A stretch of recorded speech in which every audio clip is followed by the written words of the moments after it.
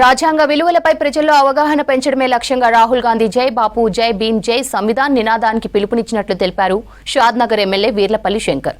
రంగారెడ్డి జిల్లా కొత్తూరు మండలంలోని పలు గ్రామాల్లో ర్యాలీ పాదయాత్రలు నిర్వహించారు.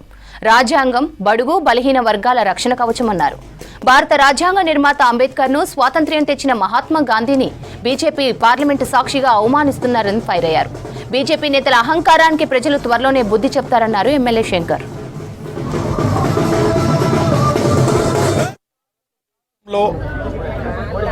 అధికారంలో ఉన్న పార్టీ రాజ్యాంగాన్ని, రాజ్యాంగ నిర్మాతలను, దేశానికి స్వాతంత్రం తెచ్చిన గొప్ప మానీయులను అగౌరవపరుస్తూ వెటకారంగా పార్లమెంట్లో అంబేద్కర్ని కించపరిచే విధంగా మాట్లాడుతూ ఉన్నాడు. కాబట్టి ఆయన అహంకారానికి ఇవాళ ప్రతిపక్షంలో ఉన్న రాహుల్ గాంధీ గారు ఇవాళ అంబేద్కర్ యొక్క గౌరవం ఎక్కడ తగ్గొద్దు, భారత రాజ్యాంగాన్ని పరిరక్షించుకోవాలనే ఒక సంకల్పంతో ఇవాళ భారతదేశ ఏఐసిసి అధ్యక్షులు మల్లికార్జున ఖార్గే పిలుపు మేరకు, రాహుల్ గాంధీ పిలుపు మేరకు, సోనియా గాంధీ పిలుపు మేరకు రాష్ట్ర ముఖ్యమంత్రి, రాష్ట్ర పిసిసి అధ్యక్షులు ఇవాళ రేవంత్ రెడ్డి గారు, మహేష్ కుమార్ గౌడ్ యొక్క పిలుపు మేరకు జై బాపు జై భీమ్ జై సంవిధాన్ కార్యక్రమాన్ని ప్రతి గ్రామంలో తిరుగుతూ ఇవాళ అందరితో